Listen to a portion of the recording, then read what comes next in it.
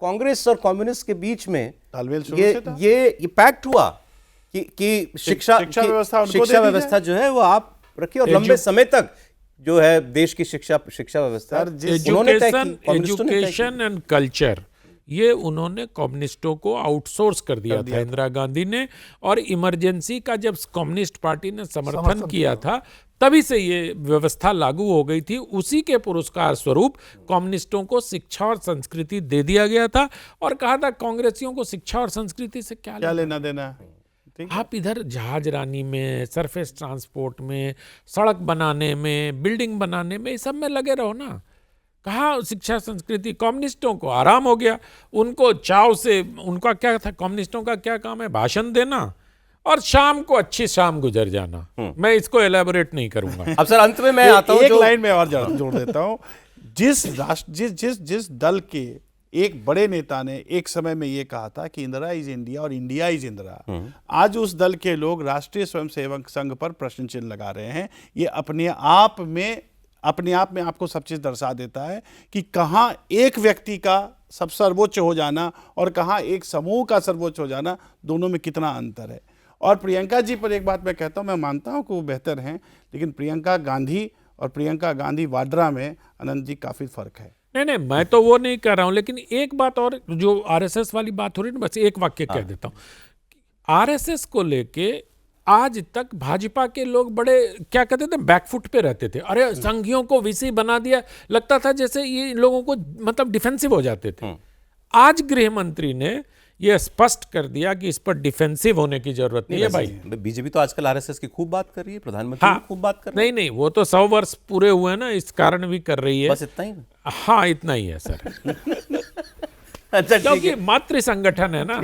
अंत में जो है एक बात, जो जिस नोट पर उन्होंने भी अपना भाषण खत्म किया आज गृह मंत्री ने, और मैं देख रहा हूं ये एक थीम इस वक्त की बीजेपी की लीडरशिप की दिखाई दे रही है, पार्टी और सरकार दोनों में, घुसपैठिए वाली।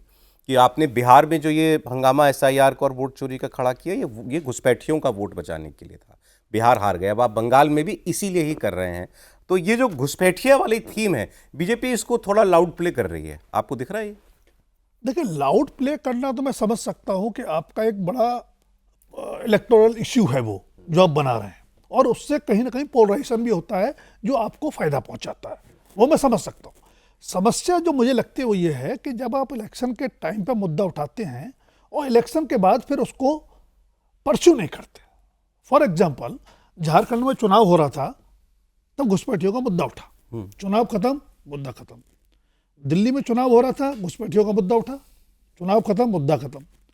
वो नहीं होना चाहिए। घुसपैठी एक रियलिटी है इस देश में, बड़ी समस्या है और बड़ा खतरा भी है, लेकिन उसको खतरे को बताने से, गिनाने से वो हल नहीं होगा। आपको अभी तक इसमें घुसपैठियों के मुद्दे पर बीजेपी की सिंसेरिटी नहीं दिख रही? मुझे लग रहा है कंसिस्टेंसी एक्शन में नहीं है, मुद्दा बनाने में है, अवेयरनेस में है, लेकिन उतनी कंसिस्टेंसी नहीं है जिसके रिजल्ट आपको विजिबल हो। फॉर एग्जाम्पल, कंपेयर नहीं कर रहे हैं, ट्रंप ने क्या किया, जहाज भर भर के भेजना शुरू कर दिए विद इन 3 मंथ्स। हमने 11 साल में कितने वापस भेजे? माना कि हमारा स्ट्रक्चर अलग है, स्टेट गवर्नमेंट्स का भी उसमें इन्वॉल्वमेंट है। जैसे अमित शाह कह रहे थे कि रोकने की जिम्मेदारी सबकी है, जब एंटर करता है तो गांव के लेवल पर सबसे पहले पता चलता है। लेकिन हमें कहीं ना कहीं इसको एक टास्क के तौर पे लेना पड़ेगा अगर हम घुसपैठियों के खतरे को समझ। आपने अच्छी बात की, उम्मीद करते हैं कि बिहार ये अब भी केवल बिहार तक का ही मुद्दा ना रहे, अब बंगाल तक का, बंगाल की बात। सौरभ जी, घुसपैठियों पर कांग्रेस पार्टी का रिकॉर्ड और कमजोर है। 1985 में आसाम अकॉर्ड साइन करने के पहले ये हुआ था कि घुसपैठियों को निकाल दिया जाएगा। क्या राजीव गांधी की सरकार ने ऐसा किया? चुनाव पहले करा लिए।